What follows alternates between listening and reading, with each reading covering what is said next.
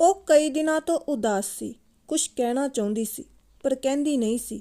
ਰੋਜ਼ class 'ਚ ਆਉਂਦੀ, ਫਿਰ ਬਿਨਾਂ ਬੁਲਾਏ ਚਲੇ ਜਾਂਦੀ। ਕਈ ਦਿਨ ਬੀਤ ਗਏ ਪਰ ਉਹ ਸਕੂਲ ਨਾ ਆਈ। ਇੱਕ ਦਿਨ ਮੈਂ ਉਹਦੇ ਘਰ ਗਈ, ਉਹਦੀ ਬੇਬੇ ਨਾਲ ਗੱਲਬਾਤ ਕੀਤੀ ਤਾਂ ਪਤਾ ਲੱਗਾ ਕਿ ਉਹ ਘਰ ਨਹੀਂ, ਸ਼ਹਿਰ ਗਈ ਹੋਈ ਹੈ। ਘਰ ਵਿੱਚ ਤਿਆਰੀਆਂ ਚੱਲ ਰਹੀਆਂ ਸਨ, ਜਿਵੇਂ ਕੋਈ ਵਿਆਹ ਹੋਵੇ, ਪਰ ਉਸਨੇ ਮੈਨੂੰ ਇਸ ਬਾਰੇ ਕੁਝ ਵੀ ਨਹੀਂ ਦੱਸਿਆ ਸੀ। ਉਂਝ ਉਹ ਹਰ ਗੱਲ ਮੇਰੇ ਨਾਲ ਸਾਂਝੀ ਕਰਦੀ ਸੀ, ਪਰ ਕਈ ਦਿਨਾਂ ਤੋਂ ਗੁੰਮਸੁੰਮ ਰਹਿਣ ਲੱਗ ਪਈ ਸੀ। ਮੇਰੀ ਉਹਦੇ ਨਾਲ ਕਾਫੀ ਦਿਨਾਂ ਤੋਂ ਗੱਲ ਨਹੀਂ ਹੋਈ ਸੀ।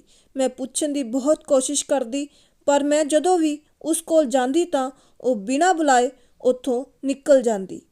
ਕੁਝ ਸਮਾਂ ਉਸ ਦਾ ਇੰਤਜ਼ਾਰ ਕਰਨ ਤੋਂ ਬਾਅਦ ਪਿੱਛੋਂ ਮੈਂ ਵਾਪਸ ਘਰ ਜਾਣ ਹੀ ਵਾਲੀ ਸੀ ਕਿ ਉਸ ਦੀ ਦਾਦੀ ਦੀ ਆਵਾਜ਼ ਆਈ, ਕੁੜੀ ਹਜੇ ਆਈ ਨਹੀਂ, ਘਰ ਸ਼ਾਮ ਪੈਣ ਵਾਲੀ ਹੈ। ਇਹਨਾਂ ਦਿਨਾਂ ਵਿੱਚ ਕੁੜੀਆਂ ਦਾ ਘਰੋਂ ਬਾਹਰ ਨਿਕਲਣਾ ਚੰਗਾ ਨਹੀਂ ਹੁੰਦਾ। ਮੈਨੂੰ ਗੱਲ ਸਮਝ ਨਹੀਂ ਆਈ ਤੇ ਮੈਂ ਬਾਹਰ ਵੱਲ ਨੂੰ ਤੁਰ ਪਈ।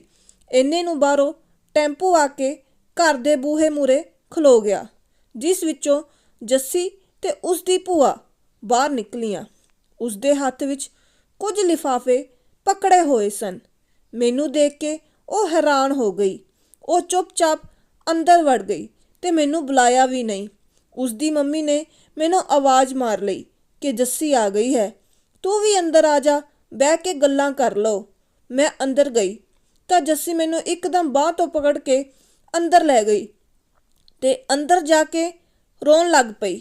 ਉਸ ਦੀ ਹਿੰਮਤ ਨਹੀਂ ਹੋ ਰਹੀ ਸੀ ਕਿ ਕਿਵੇਂ ਦੱਸੇ।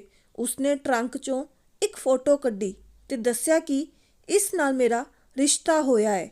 4 ਦਿਨ ਬਾਅਦ ਮੇਰਾ ਵਿਆਹ ਹੈ। ਮੈਨੂੰ ਘਰਦਿਆਂ ਨੇ ਪੜ੍ਹਨੋਂ ਹਟਾ ਲਿਆ ਹੈ। ਮੈਂ ਹਜੇ 12ਵੀਂ ਪੂਰੀ ਕਰਨੀ ਸੀ। ਮੁੰਡੇ ਦੀ ਉਮਰ ਵੀ 30 ਵਰ੍ਹਿਆਂ ਦੀ ਹੈ ਤੇ ਮੈਂ ਹਜੇ 20 ਦੀ ਵੀ ਨਹੀਂ ਹੋਈ। ਮੈਂ ਇਹ ਵਿਆਹ ਨਹੀਂ ਕਰਾਉਣਾ। ਤੂੰ ਮੇਰੀ ਸਹਾਇਤਾ ਕਰ, ਮੇਰੀਆਂ ਪੀੜਾਂ ਘੱਟ ਕਰ ਦੇ। ਮੈਂ ਕਰ ਵੀ ਕੀ ਸਕਦੀ ਸੀ। ਇਸ ਤੋਂ ਪਹਿਲਾਂ ਕਿ ਮੈਂ ਕੁਝ ਕਹਿੰਦੀ, ਉਸ ਦੀ ਭੂਆ ਜੱਸੀ ਨੂੰ ਉੱਥੋਂ ਲੈ ਗਈ। ਮੈਂ ਵਾਪਸ ਘਰ ਮੁੜ ਆਈ। ਰਸਤੇ ਵਿੱਚ ਉਸ ਬਾਰੇ ਸੋਚਦੀ ਰਹੀ। ਘਰ ਪਹੁੰਚਣ 'ਤੇ ਪਤਾ ਲੱਗਾ ਕਿ ਬਾਪੂ ਦੀ ਸਿਹਤ ਬਹੁਤ ਖਰਾਬ ਹੈ। ਉਹਨਾਂ ਨੂੰ ਹਸਪਤਾਲ ਲੈ ਕੇ ਗਏ ਨੇ। ਮੈਂ ਵੀ ਤੁਰੰਤ ਭੱਜੀ। ਇੱਕ ਹਫ਼ਤਾ ਬਾਪੂ ਨੂੰ ਹਸਪਤਾਲ ਰੱਖਿਆ ਗਿਆ। ਮੈਂ ਰੋਜ਼ ਤਾਏ ਤੇ ਬਾਪੂ ਦੀ ਰੋਟੀ ਲੈ ਕੇ ਹਸਪਤਾਲ ਜਾਂਦੀ ਸੀ। ਡਾਕਟਰ ਨੇ 2 ਦਿਨ ਬਾਅਦ ਛੁੱਟੀ ਦੇਣ ਦਾ ਆਖਿਆ ਸੀ। ਬਾਪੂ ਹੁਣ ਕਾਫੀ ਠੀਕ ਸੀ। ਜਿਸ ਦਿਨ ਛੁੱਟੀ ਮਿਲਣੀ ਸੀ, ਮੈਂ ਸਾਰਾ ਦਿਨ ਬਾਪੂ ਕੋਲ ਬੈਠੀ ਰਹੀ। ਇੱਕ ਡਾਕਟਰ ਆਇਆ ਜਿਸ ਨੇ ਮੈਨੂੰ ਹੈਰਾਨ ਕਰ ਦਿੱਤਾ। ਉਹ ਉਹੀ ਆਦਮੀ ਸੀ ਜਿਸ ਦੀ ਮੈਨੂੰ ਜੱਸੀ ਨੇ ਫੋਟੋ ਵਿਖਾਈ ਸੀ। ਉਸਨੇ ਬਾਪੂ ਨੂੰ ਦਵਾਈ ਦਿੱਤੀ ਤੇ ਬਾਹਰ ਚਲਾ ਗਿਆ। ਮੈਂ ਵੀ ਉਸਦੇ ਪਿੱਛੇ ਗਈ ਤੇ ਡਾਕਟਰ ਸਾਹਿਬ ਕਹਿ ਕੇ ਰੋਕਿਆ। ਉਸਨੇ ਹਲਕੀ ਜਿਹੀ ਆਵਾਜ਼ ਵਿੱਚ ਹਾਂਜੀ ਕਿਹਾ। ਮੈਂ ਉਸ ਤੋਂ ਜੱਸੀ ਬਾਰੇ ਪੁੱਛਿਆ ਕਿ ਉਹ ਕਿਵੇਂ ਹੈ। ਉਸਨੇ ਪੁੱਛਿਆ, ਤੁਸੀਂ ਜੱਸੀ ਨੂੰ ਕਿਵੇਂ ਜਾਣਦੇ ਹੋ? ਮੈਂ ਸਾਡੀ ਦੋਸਤੀ ਬਾਰੇ ਦੱਸਿਆ ਕਿ ਅਸੀਂ ਦੋਵੇਂ ਇਕੱਠੀਆਂ ਇੱਕੋ ਸਕੂਲ ਵਿੱਚ ਪੜ੍ਹਦੀਆਂ ਸੀ। ਉਸਨੇ ਝੱਟ ਆਖਿਆ ਕਿ ਉਸਨੇ ਵਿਆਹ ਤੋਂ 1 ਦਿਨ ਪਹਿਲਾਂ ਹੀ ਆਤਮ ਹੱਤਿਆ ਕਰ ਲਈ ਸੀ। ਉਹ ਮਰ ਚੁੱਕੀ ਹੈ। ਮੈਂ ਇਹ ਸੁਣ ਕੇ ਯਕੀਨ ਨਾ ਕੀਤਾ। ਇਹ ਕਹਿ ਕੇ ਉਹ ਚੁੱਪਚਾਪ ਉੱਥੋਂ ਚਲਾ ਗਿਆ। ਅਸੀਂ ਬਾਪੂ ਨੂੰ ਘਰ ਲੈ ਗਏ। ਅਗਲੇ ਦਿਨ ਹੀ ਮੈਂ ਜੱਸੀ ਘਰ ਗਈ। ਉਸਦੀ ਬੇਬੇ ਵਿਹੜੇ ਵਿੱਚ ਬੈਠ ਕੇ ਭਾਂਡੇ ਮਾਂਜ ਰਹੀ ਸੀ। ਮੈਨੂੰ ਦੇਖ ਕੇ ਆਖਣ ਲੱਗੀ, ਕਿੱਦਾਂ ਸਿੰਮੀ, ਇੰਨੇ ਦਿਨਾਂ ਬਾਅਦ ਆਈ ਹੈ? ਜੱਸੀ ਦੇ ਵਿਆਹ 'ਤੇ ਵੀ ਨਹੀਂ ਆਈ। ਇੰਨਾ ਕਿਹੜਾ ਜ਼ਰੂਰੀ ਕੰਮ ਪੈ ਗਿਆ ਸੀ ਕਿ ਆਪਣੀ ਸਹੇਲੀ ਦੇ ਵਿਆਹ 'ਤੇ ਵੀ ਨਹੀਂ ਆ ਹੋਇਆ? ਇਹ ਗੱਲ ਸੁਣ ਕੇ ਮੈਂ ਬਹੁਤ ਹੈਰਾਨ ਹੋਈ। ਮੈਂ ਪੁੱਛਿਆ, ਕਿਹੜੇ ਪਿੰਡ ਵਿਆਹੀ ਹੈ ਜੱਸੀ? ਮੈਂ ਜਾ ਕੇ ਮਿਲ ਆਵਾਂਗੀ। ਮੇਰੇ ਬਾਪੂ ਦੀ ਸਿਹਤ ਬਹੁਤ ਖਰਾਬ ਸੀ, ਇਸ ਕਰਕੇ ਨਹੀਂ ਆ ਹੋਇਆ। ਉੱਥੇ ਜਾ ਕੇ ਮਿਲ ਆਵਾਂਗੀ। ਮੈਨੂੰ ਸਮਝ ਨਹੀਂ ਆ ਰਿਹਾ ਸੀ ਕਿ ਉਹ ਡਾਕਟਰ ਝੂਠ ਬੋਲ ਰਿਹਾ ਹੈ ਜਾਂ ਉਸਦੀ ਬੇਬੇ। ਉਸਦੀ ਬੇਬੇ ਨੇ ਮੈਨੂੰ ਪਿੰਡ ਦਾ ਨਾਮ ਬਗਿਆੜੀ ਦੱਸਿਆ, ਜੋ ਕਿ ਸਾਡੇ ਪਿੰਡ ਤੋਂ ਬਹੁਤ ਦੂਰ ਸੀ ਤੇ ਮੈਂ ਇਕੱਲੀ ਉੱਥੇ ਨਹੀਂ ਜਾ ਸਕਦੀ ਸੀ। ਘਰੋਂ ਬਾਹਰ ਨਿਕਲਦੀ ਆਹੀ ਸੋਚਦੀ ਰਹੀ ਕਿ ਕੌਣ ਝੂਠ ਬੋਲ ਰਿਹਾ ਹੈ।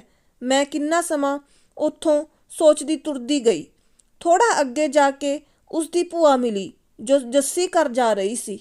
ਮੈਂ ਉਸਨੂੰ ਬੁਲਾਇਆ ਤੇ ਮੇਰੇ ਨਾਲ ਗੱਲਾਂ ਕਰਨ ਲੱਗੀ। ਉਸ ਤੋਂ ਜੱਸੀ ਬਾਰੇ ਪੁੱਛਿਆ ਕਿ ਜੱਸੀ ਦੀ ਸਿਹਤ ਕਿਵੇਂ ਹੈ ਤੇ ਕਿਹੜੇ ਪਿੰਡ ਰਹਿੰਦੀ ਹੈ, ਪਰ ਉਹ ਬਿਨਾਂ ਜਵਾਬ ਦਿੱਤੇ ਉੱਥੋਂ ਚਲੀ ਗਈ। ਮੇਰੇ ਮਨ ਵਿੱਚ ਹੋਰ ਵੀ ਸ਼ੱਕ ਪੈਦਾ ਹੋ ਰਹੇ ਸਨ।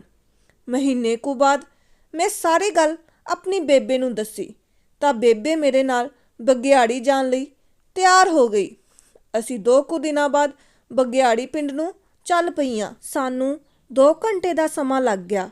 ਅਸੀਂ ਪਿੰਡ ਪਹੁੰਚ ਕੇ ਜੱਸੀ ਤੇ ਡਾਕਟਰ ਬਾਰੇ ਪੁੱਛਿਆ। ਅਸੀਂ ਪੁੱਛਦੇ ਉਸਦੇ ਘਰ ਪਹੁੰਚ ਗਈਆਂ।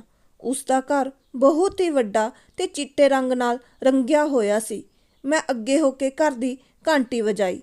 ਅੰਦਰੋਂ ਇੱਕ ਆਂਟੀ ਬਾਹਰ ਆਈ ਜੋ ਉਸ ਘਰ ਵਿੱਚ ਕੰਮ ਕਰਦੀ ਸੀ। ਦਰਵਾਜ਼ਾ ਖੋਲ੍ਹਿਆ ਤੇ ਸਾਨੂੰ ਸਾਡੇ ਆਉਣ ਦਾ ਰਾਜ਼ ਪੁੱਛਿਆ। ਉਸਨੇ ਸਾਨੂੰ ਅੰਦਰ ਲਿਜਾ ਕੇ ਬਿਠਾਇਆ।